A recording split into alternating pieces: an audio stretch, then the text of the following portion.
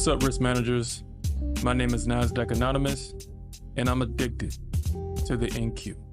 And boy, is she one hell of a drug. And welcome to today's NA meeting, where we will discuss the economic data for the week, the day's technical analysis, the trading opportunities we took on today's stream, and build a game plan for tomorrow's price action.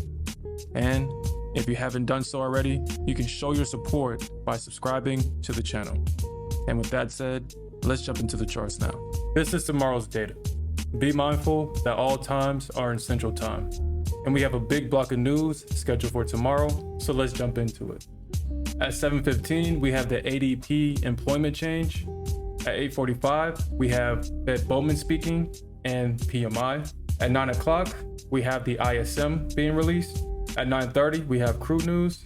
From 11 to 3:30, we have Fed Speaker Goldsby, Barr, and Kugler. And at 11:10, we have Powell speaking.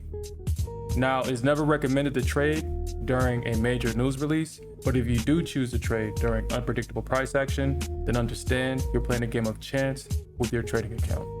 And now that we know what to expect, let's jump into the charts and create a game plan for tomorrow's price action. This is the block of price action that we traded during today's stream. And if you joined us in last night's NA meeting, we spoke about this area being potential resistance. And boy, we were only 10 points off before we got this massive move down. After price tested this area of resistance, it just seemed that the bulls just basically gave this up. After we broke this low, I just knew that the bears was going to take price down, but I wasn't prepared for this massive move down. For right now, it appears that the bulls has found support in this area, but I'm not convinced. My current bias is that price is going to continue higher until it reaches this area of resistance. And once price begins to trade in this area, this is where I believe that the bears will come in, take price lower for a possible double bottom or a continuation downward. Even though the structure is still bullish and price is still in an uptrend, it does appear that the bulls have stepped away and that the bears are slowly taking control. And with that said, let's jump into an ES chart. This is an ES chart. And just like the NQ, if you joined us in last night's NA meeting, price pushed into this area of resistance and had this big, massive move down, finding support and price creeping up higher.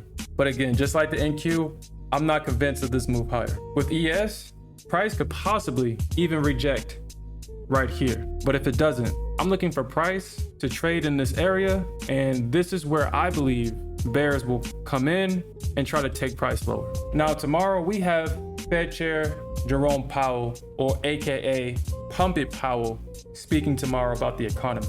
So in my opinion, I'm seeing this as an FOMC meeting without the title. He's going to be talking about the economy, and I'm pretty sure he's going to be answering questions about the economy. And market participants are going to be listening closely for clues of his next move. During the stream today, we did watch Fed Mester speak, and just like Jerome Powell, any future rate cuts will be data dependent. So this is what I'm going to be looking for going into tomorrow. I believe on both instruments, the bears are going to be waiting at these levels of resistance, and they're going to make an attempt to push price down. But remember, this is just a game plan for tomorrow. I want to see the price action in pre-market, and I will determine my bias going into tomorrow's stream. Because we don't trade what we think, we trade what we see. Because the price action writes the story, the charts tell the story, and if you listen and trust in the setup, then you'll have a story. And here's my story. So today was a red day. I did hit daily loss limit in my Top Step account, and I tried to catch a falling knife. I did get it into an area where I thought that there was support, but price traded right through it. It actually traded through another level of support, which surprised me. I thought that there was going to at least be a bounce, but there was no bounce. And by the time where price was forming support, I've already hit daily loss limit for today. Some things that I could have done better was, instead of trying to go trade, I should have waited for structure of the form. It was bearish momentum down. I did recognize that the bears were in control, but I thought that the bulls was actually going to come in, bounce price up, retest that area of resistance, and then take price down. But we didn't get that. Price went straight down and it formed at lower levels of support. Moving forward, I will wait for a structure to form before entering trades. But that's all I have. If you're enjoying these breakdowns and want insight on trading the Nasdaq intraday, then subscribe to the channel and join our live stream where me and my trading partner provides intraday analysis in real time. Our current goal is building a community, and if you're tired of missing the best trades in the Nasdaq intraday, then join the live stream, join the Discord, join the risk managers in the chat, and we appreciate your support as we grow. As we wrap up, remember the risk manager's creed. Trading involves risk and demands careful analysis and capital preservation. And we can do that by practicing sound risk management. Every trade tells a story. Make sure you write that story in your trading journal, because our psychology is all over these charts.